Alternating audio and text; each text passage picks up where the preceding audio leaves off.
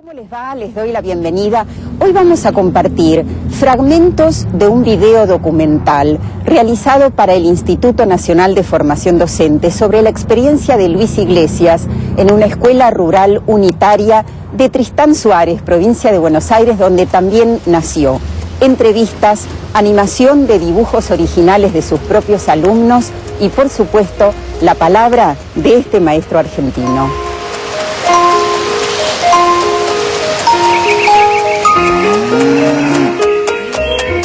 Y justamente el día que estaban festejando el clásico bautismo mío en mi casa, vienen dos personas a caballo y preguntan a dónde estaba la escuela que había funcionado hasta ese momento. La atienden en mi casa y le dicen ahí, aproximadamente a 300 metros. ¿Y usted por qué vienen acá? Yo soy el nuevo maestro. Ese nuevo maestro era Luis Iglesias, con su hermano Manuel, que venían cada uno a caballo. No habría otra forma de venir, además los caminos eran horribles. Comenzó a funcionar aproximadamente, creo que en julio de ese año 38, la escuela número 11.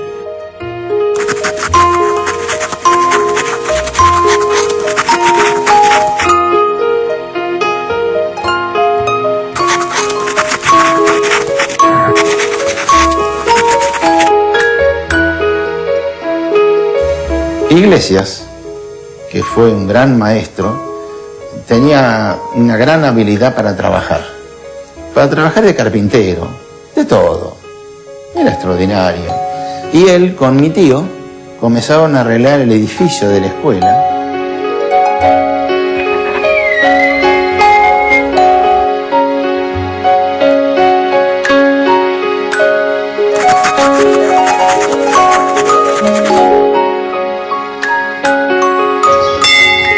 Una puertita grande, entrábamos al aula que tenía pisos de madera, esas maderas largas, no de parqué, madera de pinotea.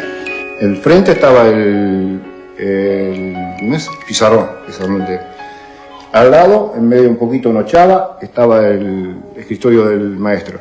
Y después se ordenaba para atrás, del principio, al lado del maestro para atrás, inferior, que en el tiempo había inferior, superior, primero y segundo. Y en la segunda fila se ordenaba de tercero hasta sexto. Estaba después un abecedario de los más chicos, que eran con dibujitos, las letras con dibujos, como la G y el gato, como para que se adaptaran. Después estaba el abecedario más grande, que el de las 6 letras, que eran para los mayores. Sobre el fondo de la izquierda estaba la máquina de cine y el viento de estrellas, que era donde guardábamos todos los pensamientos y las pinturas. Tenían rinconcitos de periodismo donde se ubicaban por ejemplo, los chicos traían noticias del diario. En otro rinconcito teníamos de geografía, mapas, dibujos de los chicos, en otra parte. Se ubicaba también todos los trabajos producidos por los alumnos, ¿no? Teníamos un galpón al fondo que era museo. Ahí todavía están las fotos ahí de los animales, hasta una víbora embalsamada teníamos. Todo como un patiecito de chapa también, con unas barandas tenía, y ahí estaba un tarro grande donde caía el agua, y él me acuerdo que ahí nos enseñaba la caída de agua porque nos medían, nosotros teníamos pluviómetro,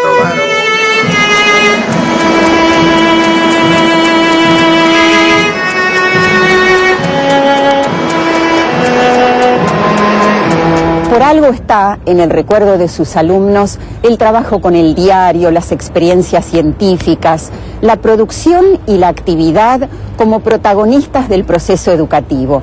Así se presenta el maestro Iglesias.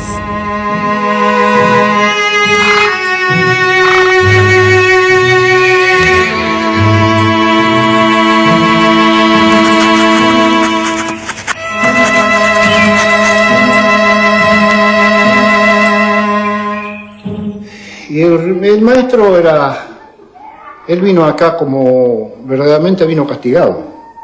Él vino castigado acá porque era medio rebelde. Yo tenía dificultades con los políticos de entonces, ¿no?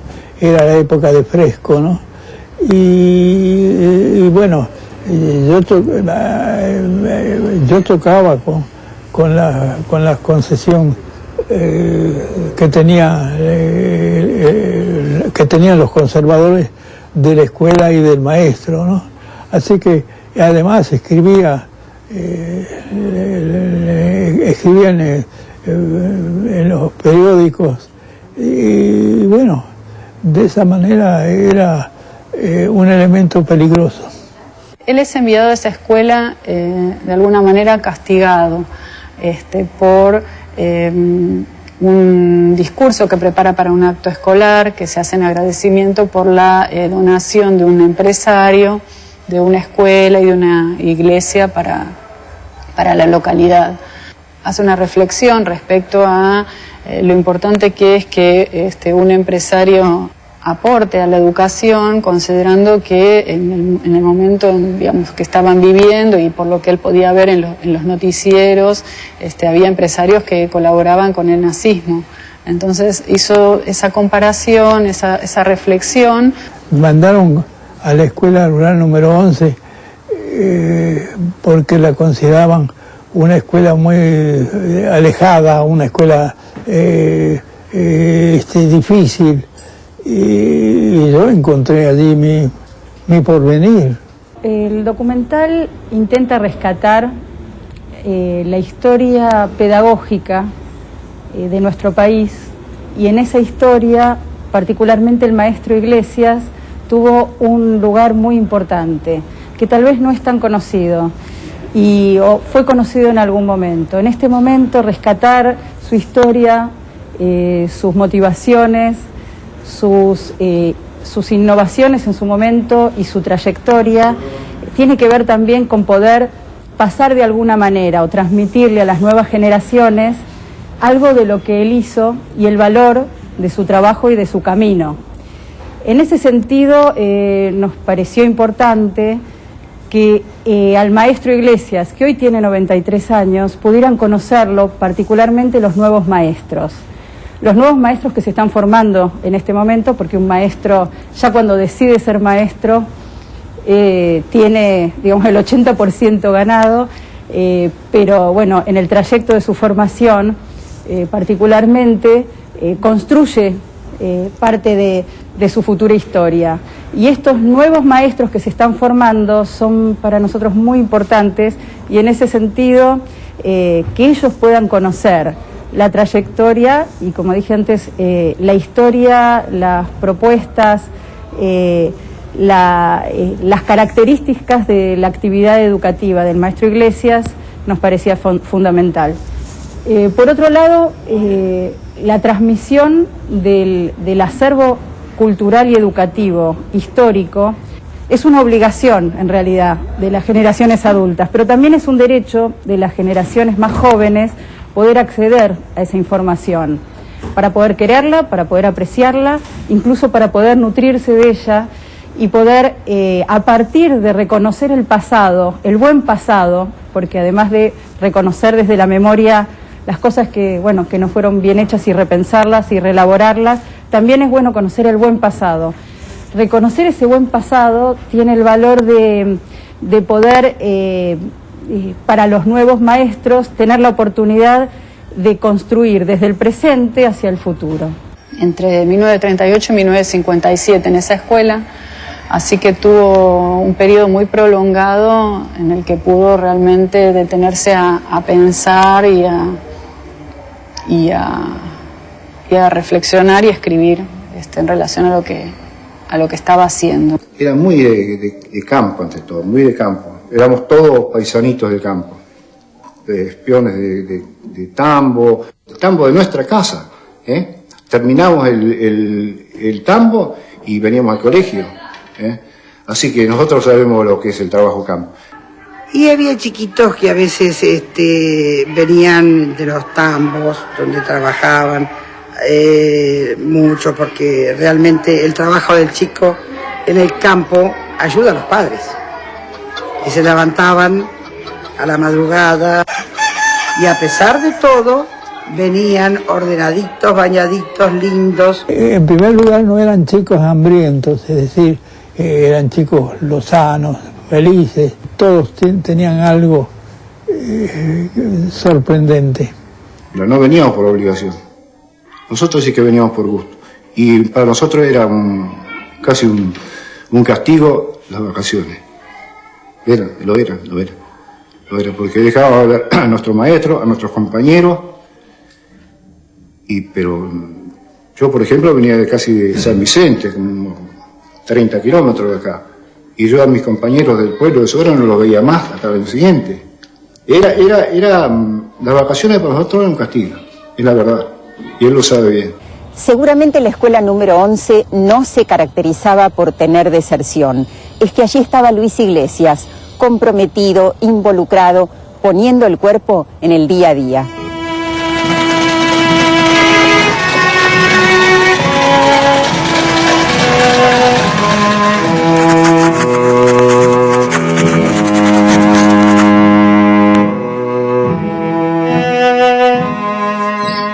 Al principio yo viajaba en sulky, llevaba el sulky cargado de chicos. Después tenía una chatita Ford, de Ford a bigotes, de las antiguas, y allí llevaba chicos y llegaba a la escuelita con 10, 15 chicos cargados. Yo vine a esta escuela que me traía el maestro en una chatita Forte, un Ford a bigote. Veníamos con el maestro en esa chatita y yo no recuerdo que haya pasado un día que no viniéramos.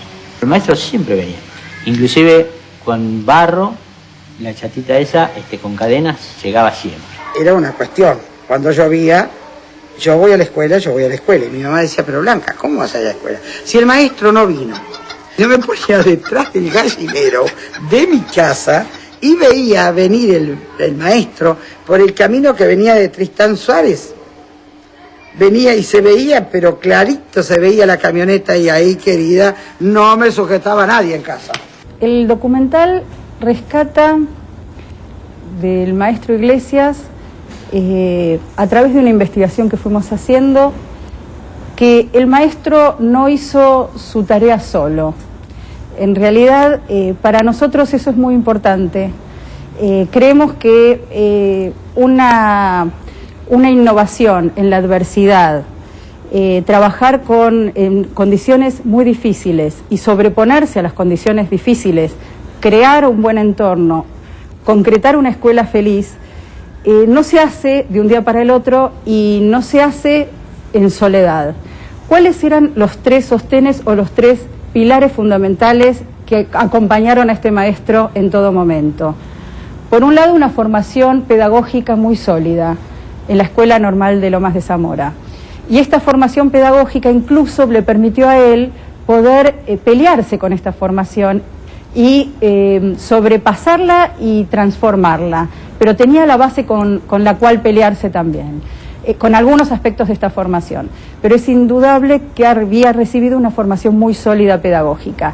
Por otro lado, convicciones políticas e ideológicas muy fuertes, las cuales también recibió en parte en su escolaridad, porque él habla de una maestra humanista y socialista que le transmitió todos los valores que tienen que ver con su universo político. Entonces, esa convicción política hizo de él que creyera que todos los chicos tenían derecho a aprender y que todos los chicos podían aprender, nacieran en el contexto que nacieran y vivieran la vida que vivieran. Entonces trabajó en función de ese ideal y todas las actividades y propuestas y su pedagogía fue en dirección a ese ideal.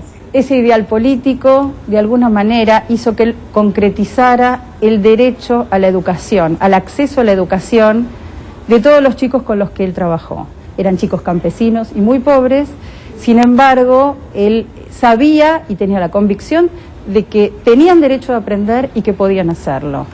Entonces, las estrategias que generó, que inventó y que creó en la Escuela Rural número 11 fueron en dirección a que ese derecho se pudiera concretizar, ¿no? Y se hiciera de alguna manera justicia educativa. Y por otro lado, otro sostén o pilar muy importante para él fue su acervo cultural, porque él de joven fue partícipe de un grupo de jóvenes escritores, artistas plásticos, filósofos, que se juntaban una vez por semana a debatir y a pensar cuestiones de la política, del mundo de la sociedad, de la cultura y de la filosofía. Él era el maestro al que todos esos jóvenes visitaban y que no se podían perder de ir a visitar la escuelita. Así que era un maestro que tenía estos tres pilares fundamentales: una formación política sólida, una formación pedagógica y una formación cultural. Es cada día una aventura. Luis Iglesias pudo ser escritor porque fue un gran lector y desde la escuela facilitó el encuentro de los chicos con la libre expresión a través de la palabra, del movimiento, del lenguaje plástico, el cine, las salidas, una escuela abierta al mundo.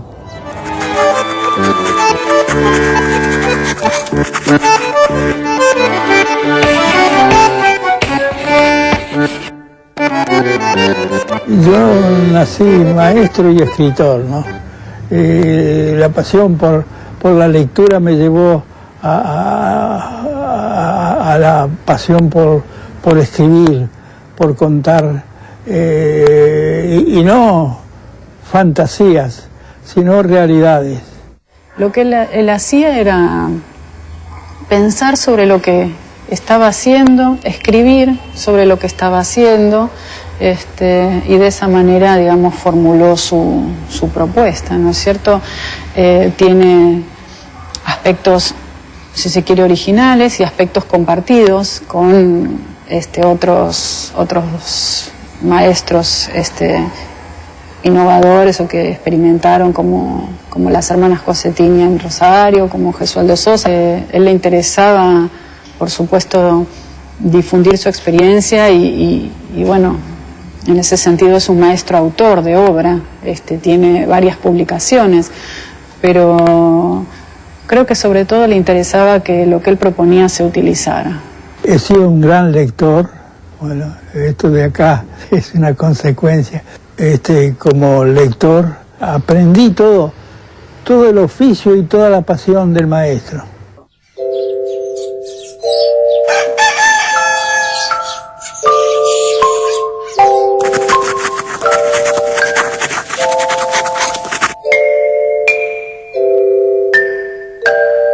Llegaba, tomaba la ficha, me ponía a trabajar, me indicaban, salíamos también con algunas, cuando terminaban los trabajos, tomábamos carpetas con acuarelas que cada alumno traía y nos indicaba que cada uno se sentara donde le gustaba para pintar lo que veía, así como lo veía, que lo vuelque en la carpeta, en la hoja. La ayuda mutua, la solidaridad se aprendía en vida. ¿Cuántas veces un chico decía, señor, me deja ir con los chicos de primer grado que están perdidos? Para ellos es una alegría ayudar a los compañeros. Para los otros chicos es una alegría de que un compañero les ayudara. El maestro Iglesias ante todo nos enseñó la solidaridad entre todos. Los más chicos a veces eran alumnos de los más grandes. Era solidaridad pura. Era una escuela de medio del campo. Electricidad no había de sur, ni de nor, ni selva fotovoltaica, nada de eso. Entonces el maestro compró una clásica vitrola. Vitrola es una marca de RCA Victor. ¿A cuerda? ¿Y qué hacíamos? En medio del campo cantábamos el himno al compás del disco del himno. Compró un proyector de filminas. Lo que podía decirse ahora un proyector de diapositivas. El cine lo hacíamos nosotros. O sea, no yo en primer grado, pero los de cuarto, quinto y sexto hacían las películas. Normalmente eran para las fiestas patrias. Y se hacía sobre papel celofán con tinta china. Esa máquina funcionaba con la batería de la camioneta. Más de una vez, después de la función, había que empujar la chatita porque no tenía batería para arrancar.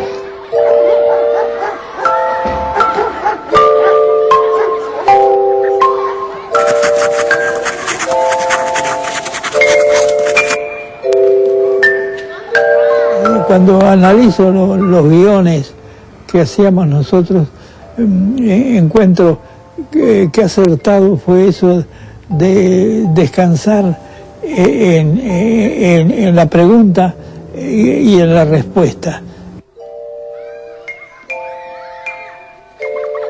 El rancho. ¿Qué materiales se utilizan para construir un rancho? Los guiones nacieron de la necesidad de manejar la formación, de la intervención del pensamiento. Todo lo que se hacía en la escuelita era análisis crítico.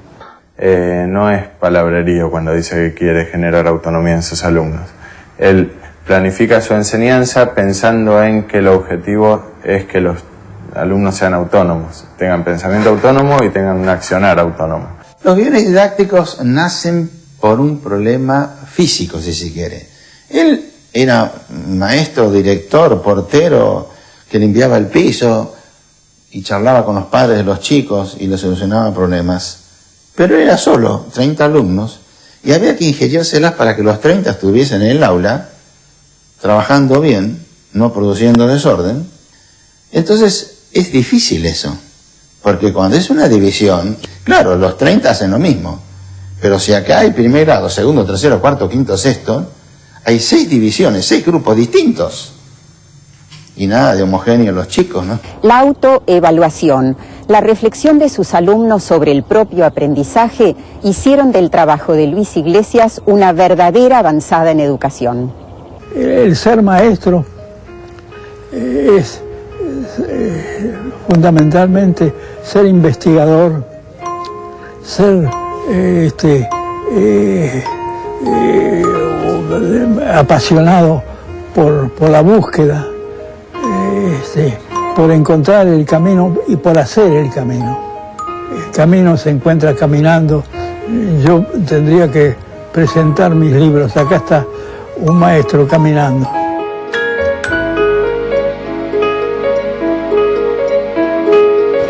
Los fragmentos que estamos viendo del documental Luis Iglesias, El camino de un maestro, son parte de una obra acabada, que es más extensa y que se hizo con el estímulo y el apoyo de María Inés Vollmer, Graciela Lombardi y Marisa Díaz en el Instituto Nacional de Formación Docente del Ministerio de Educación. El proyecto comenzó siendo una idea originaria de entrevistar al maestro. A partir de las entrevistas y los encuentros y con lo que nosotros ya sabíamos del maestro, pensamos en ir incorporando otras miradas para enriquecer la producción y así fuimos convocando a exalumnos, a investigadores, a un maestro Nobel que es un apasionado de su literatura, a Carlos Gorostiza, el dramaturgo que participaba en aquellos grupos juveniles culturales en los que participaba el maestro también, y de esa manera constituimos un proyecto que en algún sentido fue una investigación, una indagación más amplia de algunos aspectos de la vida del maestro que tal vez no eran tan conocidos o tal vez pueden ampliar lo que ya se conoce. En ese sentido fue fuerte la intencionalidad del Estado participando en este proyecto como una manera de consolidar un respeto y una producción, el respeto por una producción que pudiera ser significativa tanto para aquellos maestros que están en este momento en el sistema y muchos de ellos que puedan conocer la trayectoria de Iglesias, como para aquellas generaciones futuras de maestros que puedan valorar nuevamente esta idea del buen pasado, de lo que se hizo en el pasado y estuvo muy bien hecho. Es interesante también pensar que el maestro no solo, no es esta la única entrada a la vida del maestro. El maestro escribió mucha literatura, fue un maestro escritor y en ese sentido él siempre dice que quiere que la gente lea sus libros, especialmente que los maestros lean sus libros. Así que invitamos a quienes les haya parecido interesante o les parezca interesante la vida del maestro a través de este documental, que se acerquen también a su literatura. El maestro Iglesias tuvo premios y reconocimientos en vida, tanto en nuestro país como en México, en Cuba y en Nicaragua, y homenajes también de medios académicos y de sindicatos docentes. Este video que Caminos de Tiza les ofreció, con idea, producción, dirección de Cintia Rajmir, quien a su vez compartió el guión con Lucía Riera, es sin duda un material para el recuerdo y la reflexión. Gracias, los espero el próximo sábado.